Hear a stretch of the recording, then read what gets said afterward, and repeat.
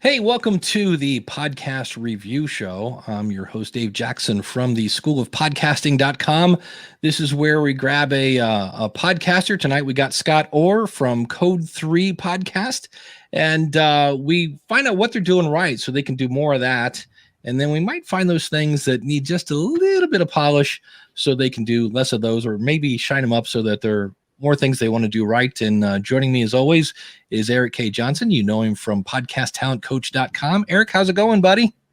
Things are good, Dave. Been fighting off the winter weather and the crud that comes along with it, but back in the saddle and ready to get at it again.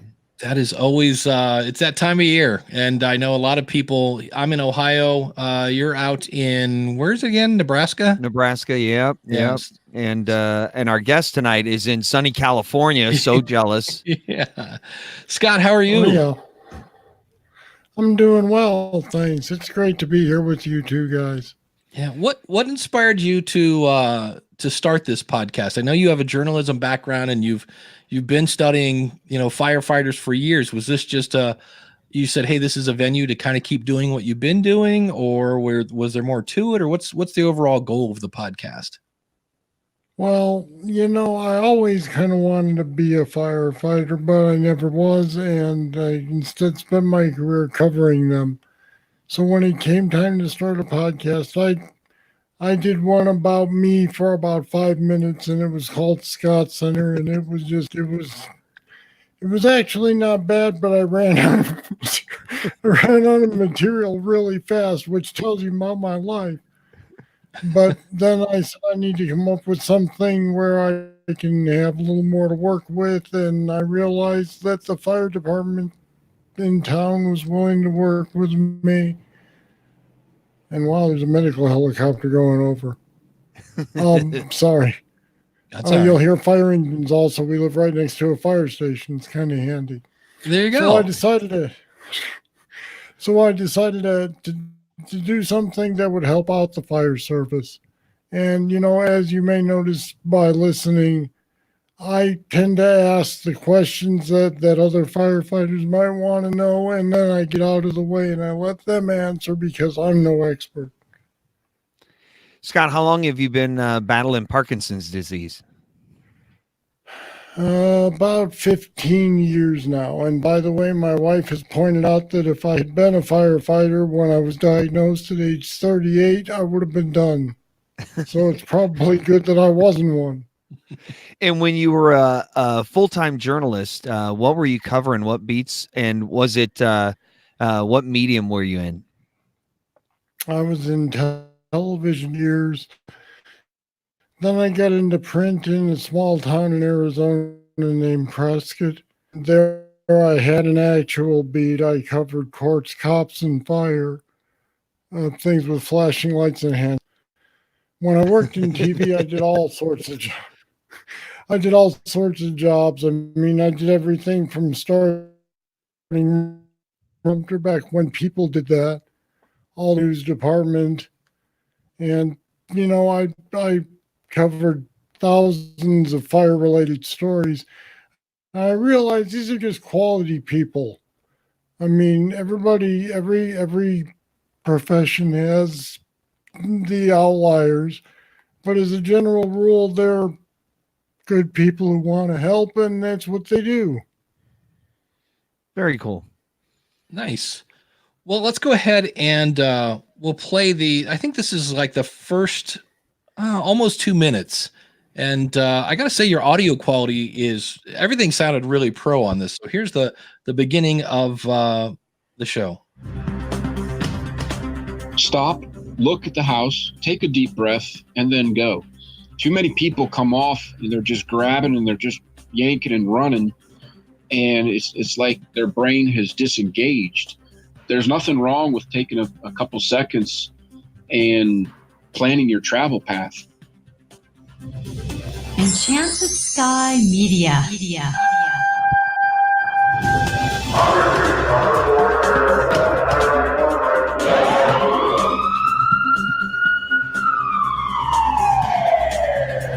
From the Enchanted Sky Studios in Prescott, Arizona, this is Code 3, the Firefighters Podcast, hosted by award-winning journalist Scott Orr.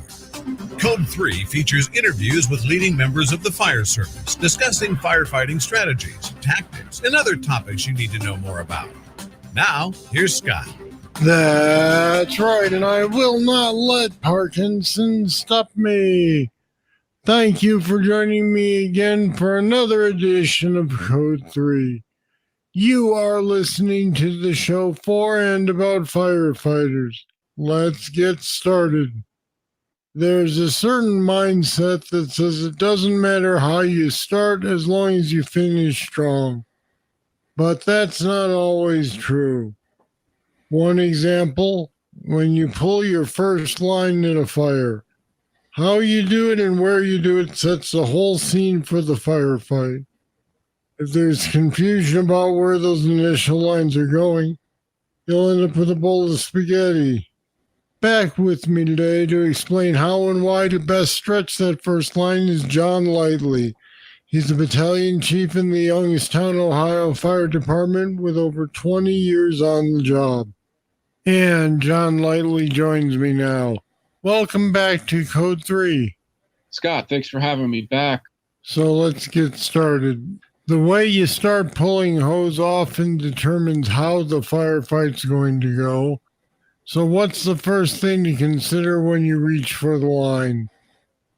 Bam, and that's it. So I'll go ahead and go first. For me, I love the fact that, first of all, I love just the overall kind of vibe. It's like it's this action-packed kind of, and then you got the sirens and everything. I thought that was just really good production.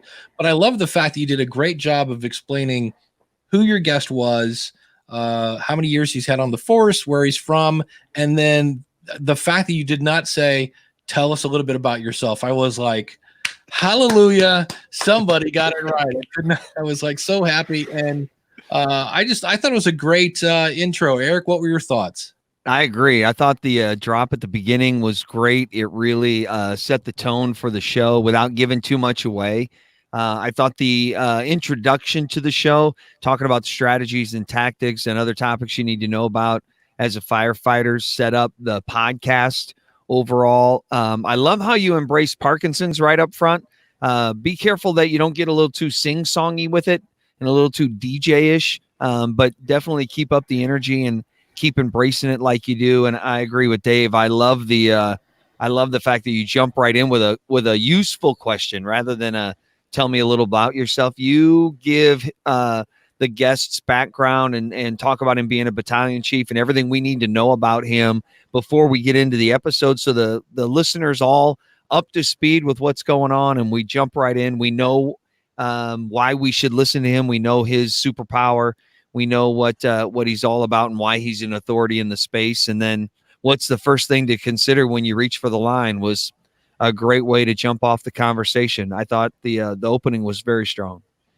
Yeah, and then as I was listening, I forget what he says, but I think just the fact that like if it was me, I'd be like, well, when you're grabbing the hose, like that would be me. But they're like, no, you got to grab the line. And there was just an ever so little bit of jargon that I was like, okay, this is cool, because if I'm a fireman, they're using a little bit of that, like not jargon in a bad way, but like it's the group speak. This is how firemen talk. So I'm thinking this is cool that if I was a fireman, I'd be like, these are my peeps. So I've already known that this is exactly where I want to be. So it's not too much lingo, so we're lost. Right. It's enough to make us feel like we're part of the group. But we still understand what's going on, which was really pretty cool. Yeah. So I really, really, I just thought it was great, and it made me smile. And the fact that the thing that I really liked about this show was, as I was going through, like, you picked one topic and went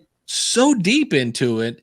And for me, if I was a fireman, if I was a captain, I would play this for my crew, because you talked about pulling a hose off of a truck. That was the subject, and what was involved with it. And your guest did some really great answers of I mean, I could have sat here and played like 37 clips because it was like the fact that he mentioned that like usually a hose is about 50 feet, but it depends on where you're at. Sometimes if you're in this part of the neighborhood, 50 feet will get you to the front porch. In other places, 50 feet will get you to the front porch, through the living room, and out the back kitchen. And he was just like, you just got to think about it. And so it was just really, really good questions. But it was the other thing that I liked about it is you say, we're going to talk about strategies. And it was like, oh, holy cow, they're actually doing what they said they were going to do at the beginning of the show. They're actually talking about, well, should I pull the hose off this way or should I do this? And it just seemed like, for me, just like from a teaching background, there are things that you do in your job that if you just take a second to step back and go, maybe we should put these students in this area and this and that. And it just takes a little extra time to just take a second to think about it a second.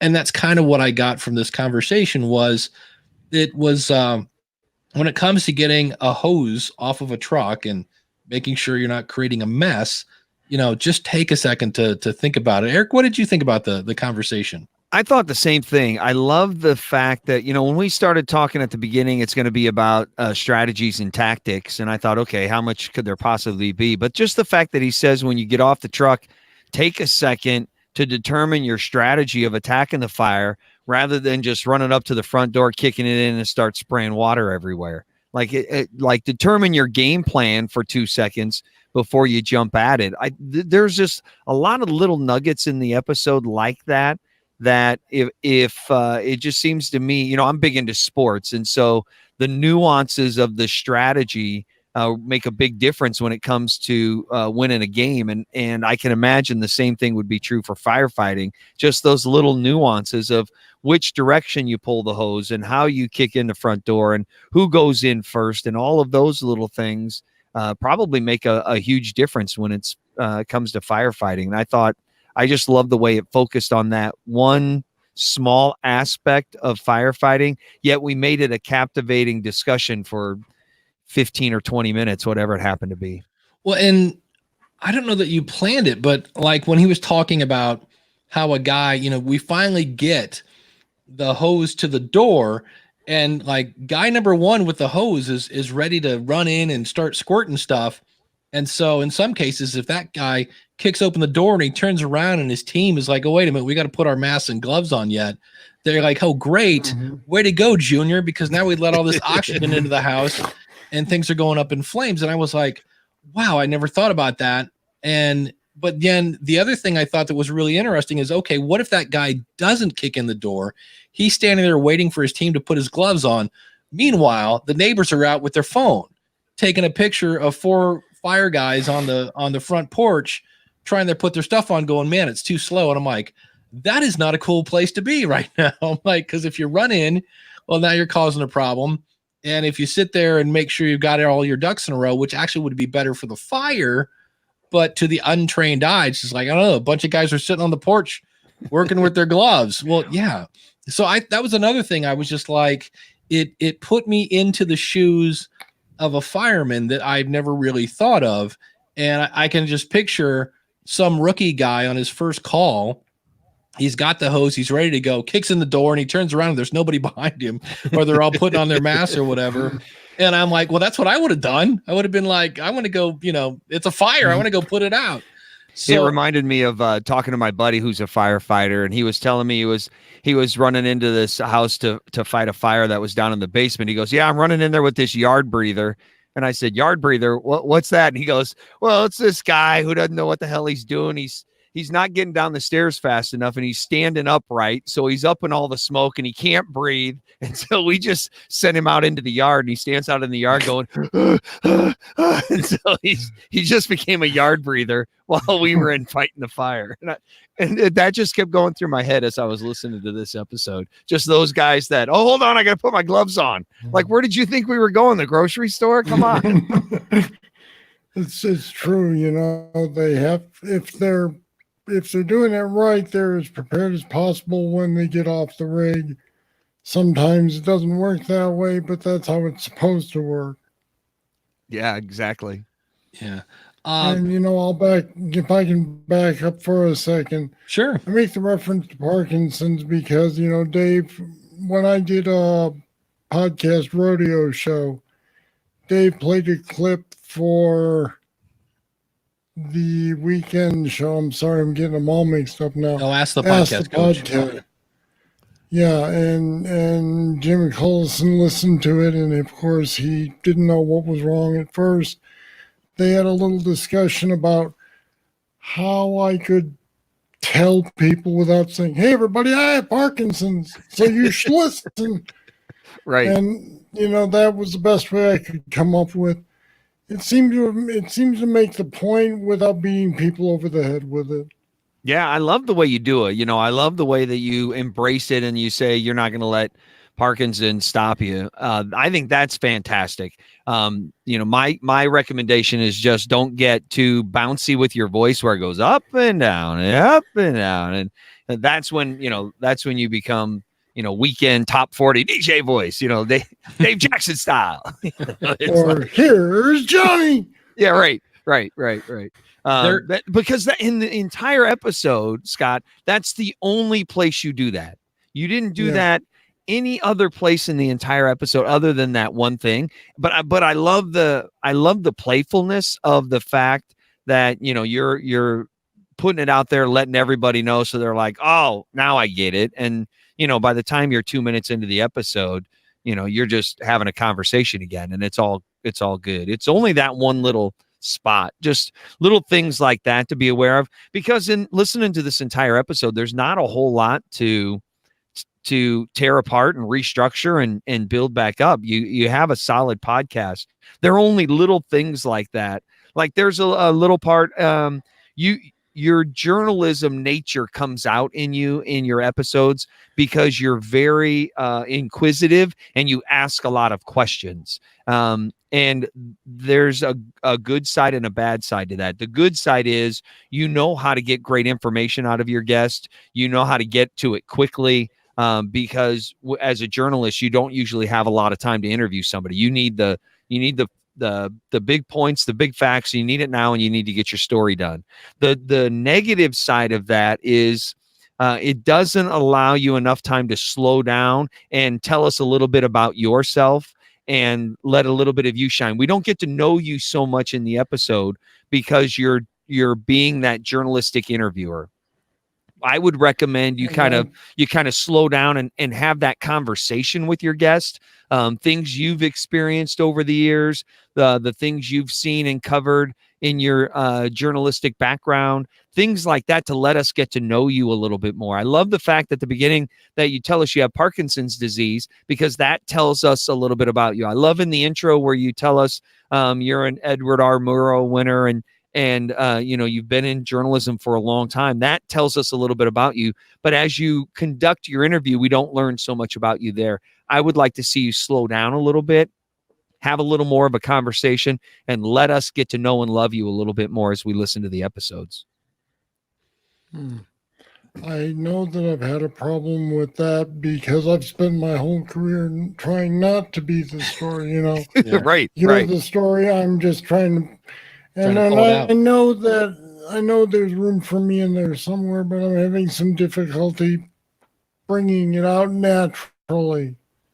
Yeah. So when you're interviewing somebody, it was your guest's name John? I'm sorry, I forgot his name. John Lightly. Yeah. So if you're saying, John, back in the day when I used to talk to firefighters, covering the beat for the San Diego Chronicle, I used to realize, that most firehouses only had 3 trucks or such and such. And, aren't you a lot more equipped? Aren't you able to do more with 3 trucks today than you were 20 years ago? Or, something like that, where you're still shining the spotlight on them, but you're kind of revealing a little of your background in the question.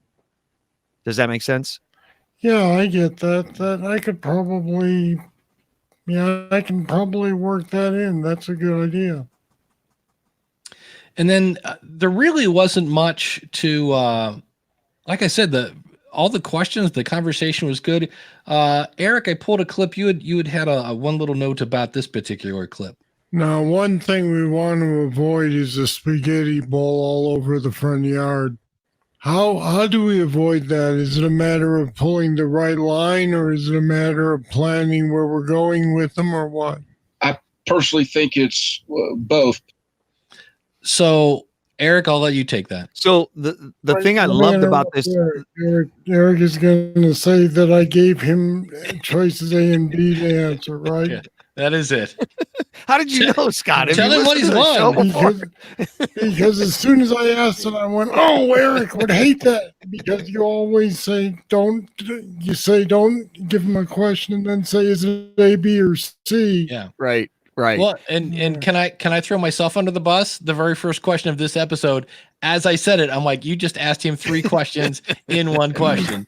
So Right. it's easy to do. So The thing I loved about the question though was the whole spaghetti bowl visualization. Like I'm picturing a fire truck, hook and ladder on the street. It's dark out, it's kind of a chill in the air at night, and there's just fire hoses strewn all over the front yard, tied in pretzels like a spaghetti bowl, and trying to figure out as they're trying to pull them back and put them back on the truck, trying to figure out which one's which and get them untangled and everything. It was just a great visual for me. And then you went into the multiple choice question. And then I was like, oh, if you just would have, give him the opportunity, because we can't always guess the right answer. That's why I dislike multiple choice questions, because if I ask you a question, I said, is it A or B? And it's actually D, but you didn't give me a chance to think of D. I might pick A or B and just go, yeah, it's B, and be done with it. Where he was good enough, he said, well, it's actually both. And then he continued on rather than just leaving it right there. The multiple choice question allows the guest to skirt the question and just give you a real short answer by picking one of your choices rather than elaborating on it. And then along with that, I also try to do the other thing you talk about, which is put the preamble to the question ahead of the question. Yes, I heard you do that a lot. Do you like this because I don't? Right. Do you like chocolate because I like vanilla? Yeah, I heard you do that a lot. You would set up the question, when you're pulling the hose off the truck and it creates that spaghetti bowl effect in the front yard, what's the one thing you would recommend to avoid that? I would hear you set up the question prior to asking it. You did a great job doing that. I would have liked to have heard him tell a few more stories. I think firefighters naturally lend themselves to telling some great stories. So for this one here, for example, when you're talking about the spaghetti bowl effect in the front yard, you might ask him something like, excuse me, you might ask him something like, hey, tell me about a time when the spaghetti lines out front of the house caused big issues. And he could say, oh, this one time I was working with this rookie and we had pulled 3 lines off the truck and he was running right alongside of me and we got all tied up. And next thing you know, we couldn't get the hose into the house because, yada, yada. And it burned 3/4 of the house more than it needed to. Or, he could tell you a story of fighting fires. Cause I think that's the captivating part of it for guys who might not be firemen. Even guys who are firemen just love to share war stories. So I that's one thing I would like to hear more from him, rather than just straight line strategies and tactics. A few more stories and a little more theater of the mind with him.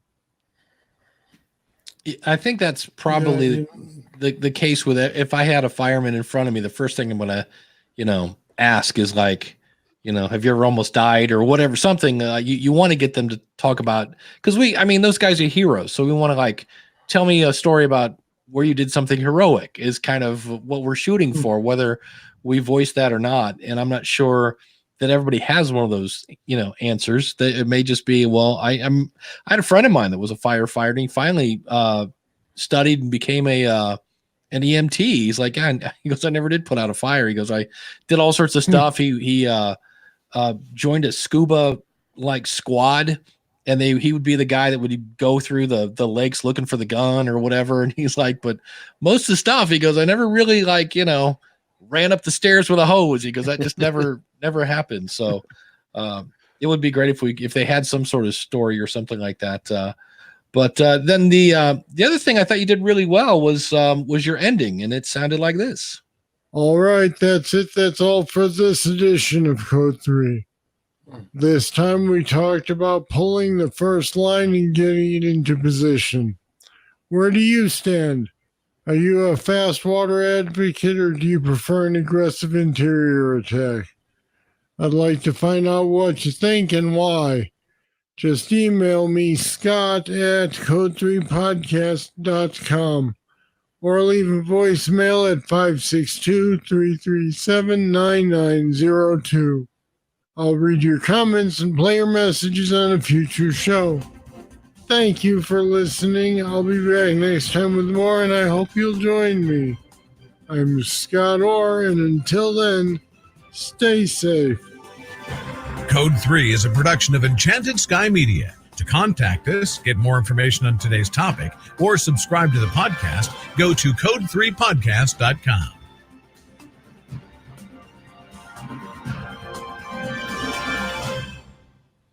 It sounds great. I don't know who that voiceover guy is, but he's a radio guy who happens to work on Fiverr, and we just lost him. And we're all back now. Edit point one. He's a radio guy who works on Fiverr, and I found him, and I've been using him ever since. Most people don't use their last names, but he happened to include in his profile photo a banner kind of in the back of the studio where I could read what his morning show name was. So I looked up the morning show online and figured out where he worked. Yeah. And he's good. Your journalistic skills coming into play there. I'll figure out who he is and what his phone number is. Yeah. Well, he does a good job because he knows what it's supposed to sound like. So I don't have to say, no, that's not what I meant. You wind him up lingo and he comes back with exactly what you need. But you did there was pretty much just one if we counted the little baby segment before this, you had a small thing about Patreon, and I thought that was quick and to the point, and then this was really your final call to action. And I just love the fact that it was all about the community. It was like, I want to hear from you. You gave the phone number, and more that talk we were talking about earlier, where I'm not really sure what it was, but I know if I was a fireman, I knew what it was, because you said, are you a fast water something or a something? And I know they were both strategies for aiming a hose at something or putting out a fire or something like that. Erik, what were your thoughts on the ending?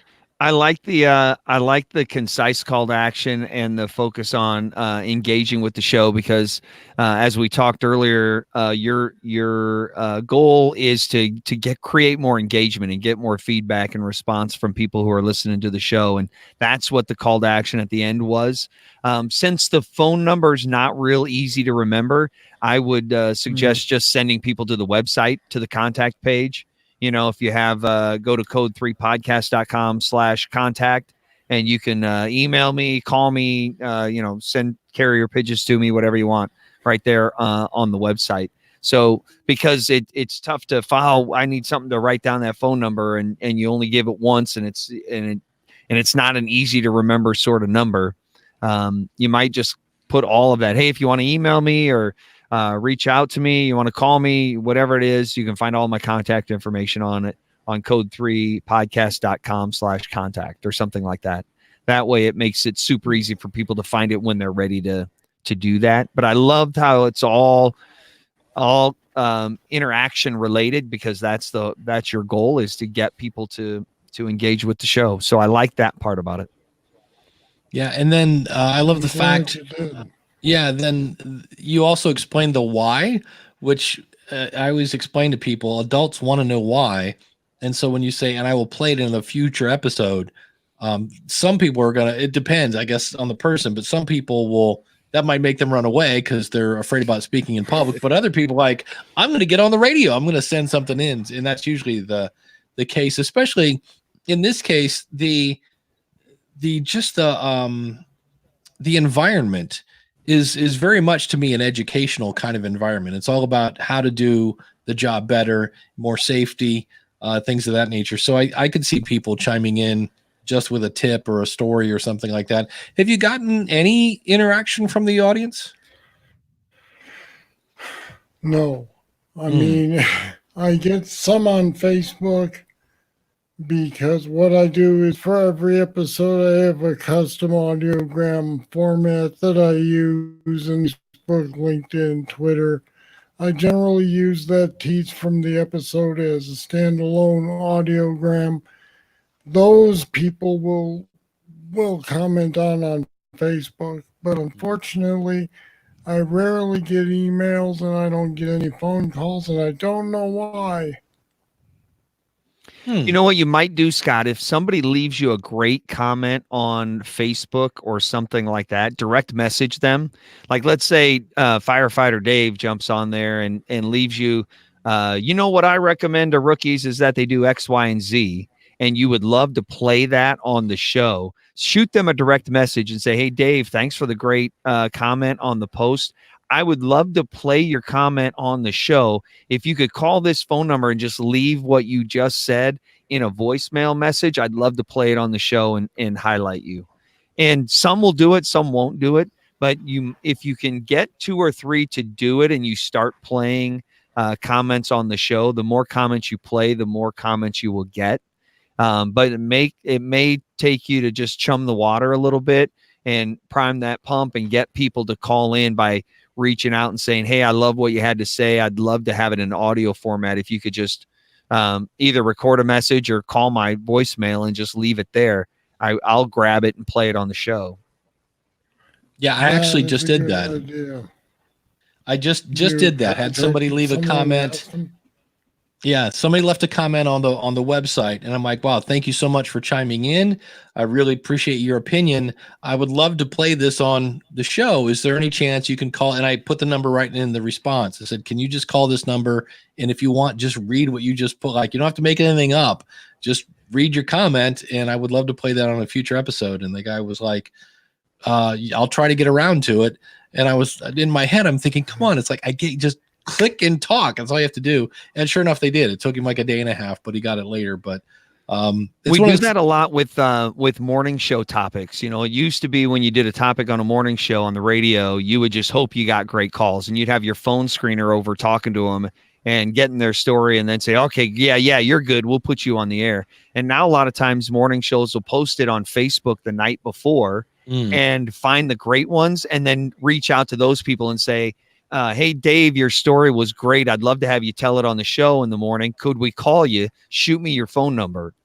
And they send in the phone number, and then in the morning show just calls them and records the story again and plays it back like as if they just called the show that morning. Prime the pump. I like that. That's a smart idea. You know, I'm going to give that a shot. Yeah. Yeah, it's not going to work for everybody, but the more you air on the show, the more people will participate. And your website, your website is code and then the number 3 podcast.com. And it's, boy, when you show up, you don't have to wonder what the show's about. That's the thing I love about it. Everything's bright red, and you got your flames at the top here and the red smoke in the background. So that it passes the test. You know exactly what it's for. Erik, I'll let you kind of take over with the website. I love the way the podcast is featured right here on the homepage. The big subscribe buttons, not only up here on the upper right hand side with the Apple Podcasts and Google Podcasts, but on the podcast page and even further down, there's like a list of, 127 ways to subscribe to the show. So you make it super easy to get subscribers, which was great. I like the if you can go to the episode page, Dave, the episode list, I'm a very I like structure. I'm not a big artsy kind of guy. I don't like it all over the place. And I don't know what plugin or app you're using to create this, but with the name of the episode and the content that's on it and the date it was released, it's all here in a nice kind of spreadsheet grid. So, and it's all formatted the same. I can go through and find the exact episode I want to listen to. I love just the clean look of the whole thing. If I had to change one thing on here, I would change the newsletter. Newsletter just is so like, I don't know anybody that's going, boy, I wish I had another newsletter. If that could be something more exciting, and it's like, hey, we'll tell you when the next episode's out, or we'll send you the show notes. If there was something more exciting about it, I don't know what it would be. I don't live the lifestyle. So if I were to change anything, it would be to make the newsletter a little more exciting. I love the buy the code 3 merch. I think the t-shirt's the only thing you have up there right now, but I thought that was pretty cool. I'd like to see you on the show focus more on support the show by buying a t-shirt rather than supporting the show by donating $1 to me on Patreon. Because if you mark up the t-shirts, if you're buying them for $8 and selling them for $25, you sell one, it's going to be a heck of a lot better than trying to get 25 Patreon members in there. So I think I like the t-shirt part of it. My favorite part of the entire podcast or the website is how to listen to the podcast. Yeah, I thought the this was instructions great. you had were great. Anybody that has a podcast needs to just basically rip off your page here, Scott, because I thought the how to listen to it on Apple and how to listen to it on Android, hands down, one of the best instruction pages I've seen. Yeah, when I saw this, I was like, okay, I'm going to be talking about this in the future, because it's like, here, click here, step 2, click on the search button, step 3, type in code, and he's got arrows, click here, type this, do this. There's so easy a monkey can do it, basically. Right. And then the same thing for the Android side. So I really like that. I was like, that was and then of course you've got the subscribe buttons all over the place. So I thought that was good that you really gave here's the steps and here's where to do it. The only thing I could find that I was kind of like is at the top you have the code 3 store, and this is super easy to fix. When you click on that, it takes away the website. I would just make that open up in a new window, because if I come over here and go, I'm not really interested in a t-shirt, I've got to hit the back button, and if I close this, then I've lost your website. Then because the whole thing, I was like, wow, I really like the show, and I like the website. I like, and I was like, well, I got to find something here. And when I finally clicked on that, okay, there we go. There's one thing I can say. Here's something you could do. But all in all, I thought the website was good. This is a great example of, because sometimes when people have a business, they're not sure how to integrate a podcast into it. This is a podcast website that has other things like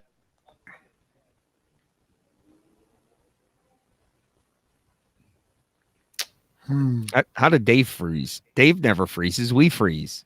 As we are we all back? That was there fun. he is. Yeah, we're back. You freeze. We don't freeze. I don't understand why you freeze. It's really weird. And we'll try that again. I'm going to pause for like 3 seconds here. Okay. This is a podcast page that has some business aspects to it. You've got your support the show, you've got t-shirts, things like that, where some people, it gets confusing because they'll have a business and they'll try to squeeze a podcast into it. This is very obviously podcast first, and support the show is obviously we want that, but the first thing we got to do is get them to listen. And I thought it was just a great example of, giant play button, giant subscribe buttons, directions. I'm like, it's great. And a contact button that's not hidden with the phrase. I always love like, buy me a coffee, or, tickle my brain, or what. I'm like, no, it's contact us. It's very, very simple, very obvious what it is. It's possible to be too cute. Yeah. Yeah. But Erik, anything else on the website? No, I love the way the color scheme is carried throughout the entire site. It looks great. I liked it. Yeah, and also then carried on the actual artwork of the show, which is great. So, Scott, do you have any questions for us? Well, yeah, I'm still struggling with how to get into some of these interviews. I think I mentioned on the forum if they say, if I introduce them and they say more than just, hey, if they say it's great to be here, been listening to your show for a while, then I can generally say something like, hey, it's great to have you here. But otherwise, I'm a little stuck for how to smoothly get into these interviews and get into the first question. Well, I think that's kind of I think we put too much weight into that smooth transition, that smooth segue from introduction into first question. Like we feel like we have to go, Dave, thanks for being here. How are you, buddy? Like that doesn't need to happen. Yeah. Like most people know that we're not just all of a sudden clicking connect and starting the interview. Like it's, today on the show, I have my buddy Dave Jackson. He runs School of Podcasting. I would just say, Dave, thanks for being here. In 2005, how did you even discover podcasting? And then Dave would say, man, Erik, it's great to be here. Back in 2005, I would do the thing. And so I'm just right into the first question. I don't need to wait for his response to, hey, thanks for being here.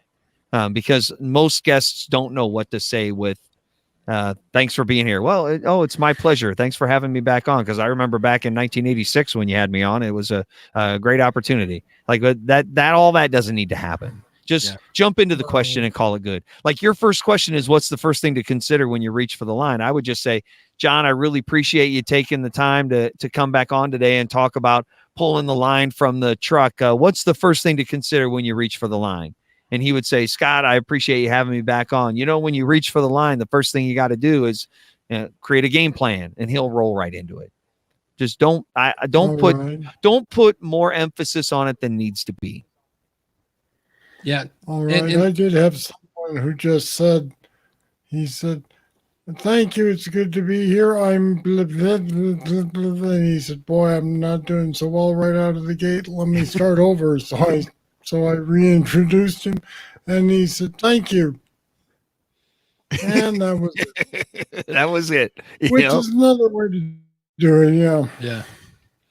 Yeah. And that's one of those things that, it's like a dance in a way. If you think about it, that there's always, I love the comedian Dennis Miller said, it's always awkward to watch the average white male as they saunter onto the dance floor. He goes, and then there's that time when they finally decide, I'm going to dance, and they just start shifting their weight. He goes, it's awkward. He goes, but once they get going, they're fine. And I'm kind of that same thing. I think, you're bringing somebody onto the dance floor, and it might be a little awkward at first, but once you get that first question out and they just start talking, I don't think anybody's going to go, well, that was an awkward transition. I think once the conversation starts and that first question gets out there, at that point, you're just listening and you're ready for the next question or the follow-up question and things like that. I'm with Erik. I wouldn't overthink it. It can really mess with your head. I'm working with a client right now that's he's thinking of the big story of the, like every episode is like a big story. And I'm like, let's not worry about the thousands of people that are listening. I go, because right now you don't have thousands of people. I go, let's just get it out of the gate here, and it'll be fine. So I think sometimes we can really psych ourselves out when we really think, oh, this has to be this awesome transition and it needs to be super smooth. And, and if all else fails, you fix it in editing. So pull up Larry King on YouTube and watch him introduce his guests. He'll just say, Dave Jackson's here with us, School of Podcasting. Dave, podcasting, really? What's the deal there? And he just like hits him like there is no even thanks for being here. It's just like Larry King just head first right into the question. Yeah, he's well, then maybe I'm going the right way then. Yeah. Any other questions for us? Yeah, just real quick, a little more reinforcement that my voice is all right. It's not too distracting. I don't think so at all. As you and I have talked before, Scott, sometimes you have good days and you have bad days. I thought this episode here, you sounded pretty good. You sounded like you had a lot of energy, and Parkinson's can wreak havoc on you. And some days it's a struggle to string a sentence together. And, but I thought this one was solid. I thought your voice quality wasn't distracting, and we got through it just fine. Yeah, and the fact that you mentioned at the beginning, when I first heard your show on the podcast rodeo show, and I was like, I think I reached out and I'm like, is there something going on here? Because I was like, either Scott is drinking a lot or something's going on here. And he said, no, I have Parkinson's. I'm like, oh, and that's when I said, I think you should mention this, because once you know that, Right. then there was a Michael Hyatt and Michelle, I want to say her name was Kashakton, and she had some sort of throat cancer or whatever, and they took out like half her tongue. And so when she first came back, her S's were like this. And when she first came on, I was like, oh wow, that's really going to be distracting. And I'm not making fun of her, but it was just like, wow, I was used to her sounding one way, and now she didn't. And once they said, hey, we're so happy that she's back and she's gone through this cancer scare, and within 45 seconds, for me, it's a little bit like when you walk in and you forgot to take out the trash and there's a whole bunch of dead eggs and you're like, and you're like, it's like, oh, it's burning my nose. And 45 seconds later, your nose is kind of like tuned it out. And so now it's the same thing. It's almost like a, what's the like an accent. Like after a while, if I hear somebody who's got a super thick Scottish brogue, at first I'm like, oh man, I can't understand a word the guy's saying. And then after a while, my ears just kind of get used to it, and it's not distracting. So I wouldn't. I think the fact that you mention it right up front, Scott, is disarming, and you address the elephant in the room right away, so people aren't going, man, what is going on? Like what? Scott is 3 sheets to the wind recording this show. Like, come on, buddy. Like, sober up before you record. And then you're like, no, I have Parkinson's disease. So if that were 10 minutes into the episode, that's all I would be focusing on, is why the speech impediment. But you hit it right up front, and then we're like, oh, all right, well, now it makes sense. And then we just roll on, and we don't think a second thing of it. It's like if a guy walks in with no leg, you're like, don't look at his leg. Don't look at his leg. Don't look at his leg. Because you're like, wonder how he lost his leg. Yeah. And then, once we talk about, hey, I don't have a leg because, I had to get it amputated, then you don't even notice I didn't even notice he doesn't have a leg anymore because we've already talked about it. Right. All right. Well, there was a time right after one of my brain surgeries when I went back into the TV newsroom. I answered the phone and it was like this. And the woman I was talking to said, if you're going to be drunk, then I'm not even going to talk to you. Click. And I was like, if I'm going to be drunk, all right, I'm going to be drunk. If I'm going to be drunk, I probably wouldn't be running a newsroom. Yeah. But thanks for calling. Yeah. How many brain surgeries have you had? I didn't even know you had brain surgery. That's crazy. I've had 3. Wow. I don't shake like Michael J. Fox because I have these probes in my brain that go down a wire to this control box implanted in my chest, and it shuts off the tremors. Really? The thing is that the area of the brain that controls tremors is that close to the speech center. Okay. So on the second surgery, they placed the probe and the surgeon said, don't worry, we'll go back in. I'll move it. I'll go back in one more time without really causing a problem. If I don't get it right this time, you're stuck with it. Oh, wow. Since he fixed it, but it's always been a fight between having no tremors and a voice like this, or a great voice and tremors. I have an adjustment I can make, but overall, I've gotten used to it, and I hope the audience does too. Absolutely. I don't want them to pity me. I'm not trying to say, hey, listen to this show because I have a brain disease. Right. Well, you're a champ and an award-winning journalist, so you obviously know what you're doing on that side, and I love the fact that you're not letting it stop you, and you keep fighting the fight. So fantastic! Congratulations, very proud of you. Yeah, thank you. Yeah, like I say, when I was listening to this, and usually I can find something to to nitpick on. And I was like, the audio was good. The intro was good. I really enjoyed the conversation. The outro was good. Website, except for one link. I know, Erik, any advice going forward? I was kind of like, I'm the same way. I didn't find anything that was wrong with the episode. The only things I'm bringing up are ways to just make it a little bit better. I had a boss that always said, things are great. We're always working on that last 10% to make it perfect. And that's all we're doing. Ask a few more questions that get your guests to tell stories and expose a little bit more about yourself on the show, so we get to know and love you a little bit more. And that just makes the show better. That doesn't mean you're doing anything wrong. It's just, I think the show is solid the way it is. Let's just find a way to ratchet it up a little bit more. Well, thanks. I'll be the first to say that after listening to you and Dave for several years and doing your free half hour of consulting, doing Dave's podcast Rodeo, I've managed to take all those things and combine them. So, if I have a successful show, honestly, it's due to you two guys and what you've taught me through the lessons I've learned listening to your podcast.